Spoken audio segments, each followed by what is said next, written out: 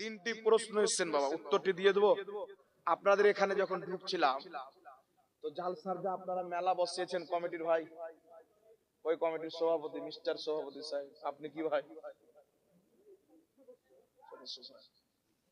তো যা মেলা দেখলাম ভাই, শরীয়ত অনুযায়ী এইরকম মেলা জালসা উপলক্ষে একেবারে নাজায়েজ এবং হারাম।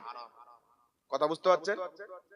এক একটা মহিলা এদেরকে যদি এখন রাত্রে ওজন করেন তো 50 কিলো হবে, আর কালকে গোসল করার পর যদি ওজন করেন তো 40 কিলো হবে। 10 কিলো পাউডার আর লিপস্টিক লাগিয়ে এসে এ খেপির বেটিরা মেলা ঘোরার জন্য। জি মজাক না। আমার মনে হয় না যে বাড়িতে লিপস্টিক আছে, না মাথায় ওড়না আছে, না চেহারাতে কোনো হেজাব আছে, লাল লাল লিপস্টিক লাগিয়ে আছে। মনে হচ্ছে যে কোনো কুকুর পেশাব করে দিয়েছে, ওর পেশাবটা লাল রঙের ছিল। এমন পাউডার লাগিয়েছে, ওর হাত হচ্ছে একবারে অস্ট্রেলিয়ার আর ওর চেহারা হচ্ছে অস্ট্রেলিয়ার, এত পাউডার লাগে। যা দৃশ্য দেখলাম আপনাদের এখানে ঢুকতে ঢুকতে সত্যি এটা খুব খারাপ লাগলো। আর আমি নিয়ত করেছিলাম প্রথম উঠেই বলবো। আর চোখের সামনে কোনো জিনিস যদি খারাপ হয়, আলিম ওলামা যদি না বলে তো পাপের অধিকার তো আমাকে হতে হবে নাকি? তো আমি যেটা অনুভব করলাম, যেগুলো মেয়ে এই মেলাতে ঘুরছিল মাথাতে ওড়না নাই, আর যত কুইন্টাল 3 কুইন্টাল পাউডার সব লাগিয়ে চলেছে, আমার মনে হয় না যে এদের বাপ মা আছে, মনে হয় আসমান থেকে বৃষ্টিতে পড়েছে। না কি বলেন? যদি বাপ মা থাকতো তো এদের বাপ মা কেন ঘুরতে দিত এদেরকে মেলা? একজন বাপের প্রতি ফরজ সে নিজের মেয়েকে শাসন করবে। একজন মেয়ে কিয়ামতের মাঠে 4 জন ব্যক্তিকে জাহান্নামে নিয়ে যাবে। সে বেপরদা মহিলাকে আল্লাহ জাহান্নাম দিবে। সে মহিলা বলবে, আল্লাহ কেন জাহান্নাম দিচ্ছ? আল্লাহ বলবে, তুমি পর্দা করনি, বেপরদা ঘুরেছো। বলবে, আল্লাহ পর্দা এই জন্য তো আমার বাপ আমাকে কোনোদিন তালকিন করেনি, কোনোদিন বলেনি, আমার বাপ তো আমাকে পর্দা শিখায়নি। আল্লাহ বলবেন, ওর বাপকে জাহান্নামে নিয়ে যাও। সে মহিলা বলবে, আমার মাও শিখায়নি, মাকে জাহান্নামে নিয়ে যাও। তার বাড়িতে বড় ভাই ছিল, ভাই শিক্ষা দেয়নি, ভাইকে জাহান্নামে নিয়ে যাও। ভাই দাঁড়িয়ে আছে, ভাইয়ের সামনে বই লিপস্টিক পাউডার লাগিয়ে, মাথায় ওড়না নাই, হেজাব নাই, কিছু নয়, বেপর্দা মেলাতে ঘুরছে।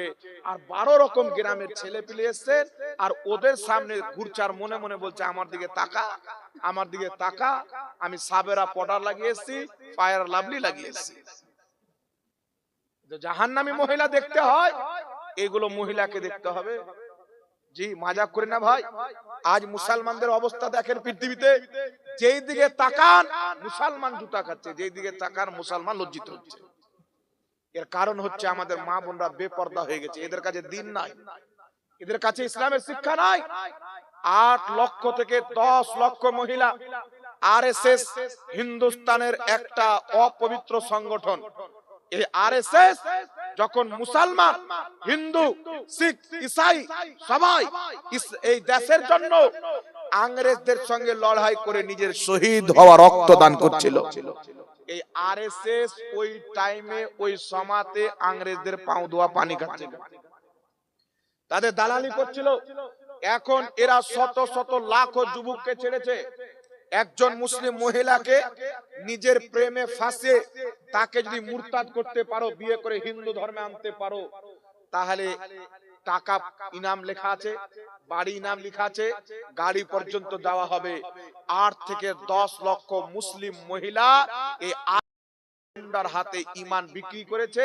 কাউর 2 ছেলে হওয়ার পর ছেড়ে দিয়েছে, কাউকে ব্যবহার করার পর সমুদ্রতে ব্যাগে ভরে বস্তে ভরে ফেলে দিয়েছে, কাউকে জিন্দা দাফন করে দিয়েছে। 8 থেকে 10 লক্ষ মুসলিম মহিলা ইজ্জতের সাথে খেলে তাদেরকে নিস্ত নাবুদ করে দিয়েছে। কেন ভাই? আপনি আপনি আপনি আর আমি ইসলাম কি জিনিস, তাওহীদ কি জিনিস, রিসালাত কি জিনিস, এটা আমাদের মেয়েদেরকে আমরা শিখাইনি, বোনদেরকে শিখায়নি, মাদেরকে শিখায়নি। তাই আজ তারা নাপাক লিপস্টিক লাগিয়ে বাজারে বাজারে ঘুরে বেড়াচ্ছে। এখানে জালসা হয়েছে, আল্লাহ আল্লাহ রাসূলের কথা হবে, আর তুমি লিপস্টিক লাগিয়ে বাজারে ঘুরছো, পাউডার লাগিয়ে বাজারে ঘুরছো, তোমার মাথায় কাপড় নাই, তোমার চেহারা ঢাকা নাই। তোমার মতন মহিলা জাহান্নামে যাবে না তো আর কোথায় যাবে? ওর বাপও জাহান্নামে যাবে।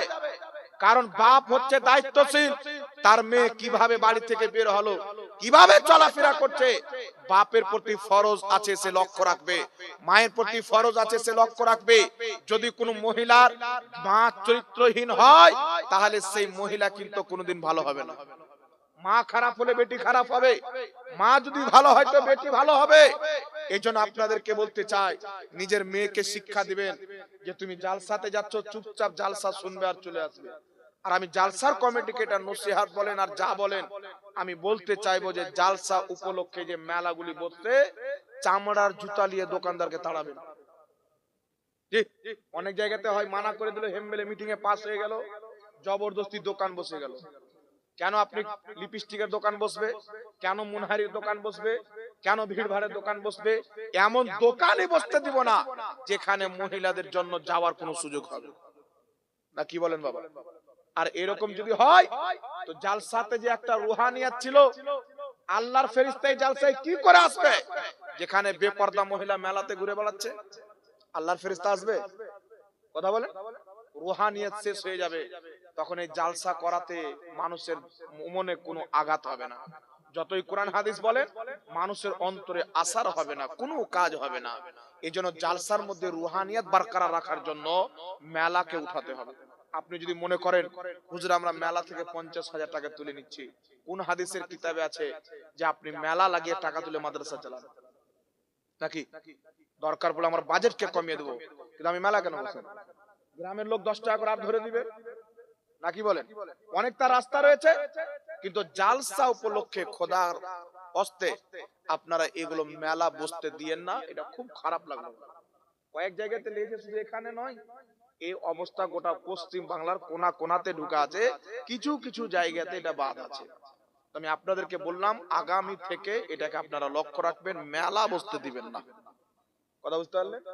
এখানে লোক দেখছি তো অবাক, আর রাস্তায় লোক দেখছি তো অবাক। রাস্তাতে যদি 10,000 লোক হয় তো এখানে মনে হয় না যে 1,000 লোক হয়। জি, এইরকম হচ্ছে মুসলমানদের অবস্থা। এখানে আল্লাহ আল্লাহ রাসূলের বাণী হবে, আর মেলাতে আমাদের যুবক যুবতীরা মানুষরা সব আড্ডাবাজি করবে, ঘোরাঘুরি করবে, তাকাতাকি করবে। তো এই জালসাতে না রহমত হবে না বরকত হবে বাবা? এইজন্য আল্লাহ আমাদেরকে বুঝার তৌফিক দান করুক। সকলে পড়ুন আল্লাহুম্মা আমিন। নবী পাক সাল্লাল্লাহু আলাইহি সাল্লাম বলেছেন যে তুমি আলিম হও, নচেত তালিবে ইলম হও, নচেত আলিমকে মোহাব্বত করনে ওয়ালা হও, আর নচেত আলিমের মজলিসে বসনে ওয়ালা হও। যদি এই চারটার মধ্যে তুমি একটাও না হও, আল্লাহর নবী বলছেন তুমি ধ্বংস হয়ে যাবে, তুমি বরবাদ হয়ে যাবে। নবী পাক সাল্লাল্লাহু আলাইহি সাল্লাম বলছেন যে ব্যক্তি আলিমের তাওহীন করলো, অপমান করলো, সেই ব্যক্তি ইলমের অপমান করলো, যে ব্যক্তি ইলমের অপমান করলো সেই ব্যক্তি আমার অপমান করলো, যে ব্যক্তি আমার অপমান করলো সেই ব্যক্তি জিবরিলের অপমান করলো, যে ব্যক্তি জিবরিলের অপমান করলো সেই ব্যক্তি আল্লাহর অপমান করলো। সারমর্ম কি বের হবে? ফাতাওয়া রাজবিয়াতে ইমাম আহলে সুন্নাত লিখছেন, কোন ব্যক্তি যদি উলামায়ে আহলে সুন্নাতের আলিম হওয়ার কারণে বেয়াদবি করে, তাওহীন করে, অপমান করে, সেই ব্যক্তি কাফির হয়ে যাবে, মুসলমান থাকবে না। কারণ ইলমের তাওহীন এটা আল্লাহর তাওহীন, ফেরেশতার তাওহীন, নবীর তাওহীন। আল্লাহ নবী বলছেন তিনটি জিনিসের দিকে তাকানো ইবাদত। কাবার দিকে তাকানো ইবাদত, পিতামাতার চেহারার দিকে তাকানো ইবাদত, আহলে সুন্নাত ওয়াল জামাতের আলিমদের চেহারার দিকে তাকানো ইবাদত। এজন্য যেই ব্যক্তি আলিমের মজলিসে বসলো, রাসূল পাক বলেন সেই ব্যক্তি নবীর মজলিসে বসলো। আল উলামা ওয়ারাসাতুল আম্বিয়া, নবীদের ওয়ারিস হচ্ছে আলিমগণ। এজন্য বাবা আলিমদের সম্মান আমাকেও করতে হবে, আপনাকেও করতে হবে। কথা বুঝতে পারছেন?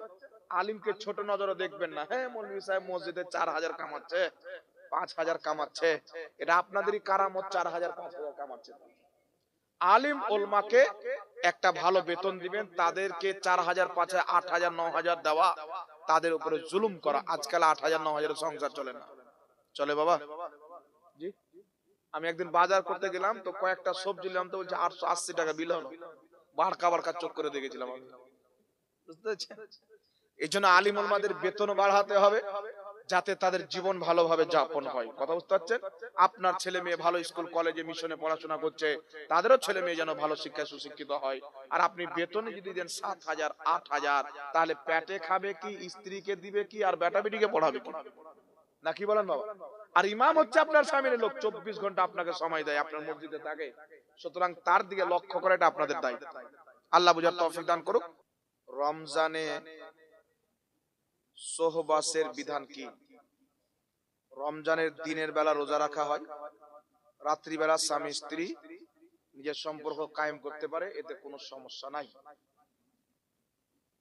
তারপরে লিখাচ্ছেন সোহবাসের পর ফরজ গোসল না করে সেহেরি খেলে রোজা হবে কি? যদি আপনার ঘুম ভাঙলো, দেখছেন গোসল করার টাইম বাকি আছে, তাহলে গোসল করে আপনি সেহরি খেয়ে রোজা রাখবেন, উত্তম। আর দেখছেন টাইম নাই, তাহলে সেহরি খেয়ে পরে গোসল করবেন, রোজা হবে, কোনো সমস্যা নাই। তারপরে লিখছেন 3 রমজানে মাসিক হলে পরে রোজা রাখার নিয়ম কি? ও রমজানে যদি মাসিক হয় রোজা রাখার কি? রমজানে যেই কটা দিন মহিলাদের অপবিত্র রক্ত আসবে, সে কটা দিন তারা নামাজ তাদের প্রতি মাপ, আর রোজা তারা রাখবে না। পরে রোজার বাইরে অন্য মাসে পবিত্রতার অবস্থায় যটা রোজা ছুটবে তটা রোজা তারা রেখে নেবে। বুঝতে পারলেন?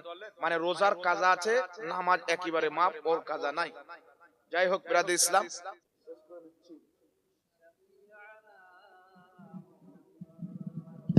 সকলের সালাত ও সালাম পাঠ করেন। ইয়া নবী সালাম আলাইহি।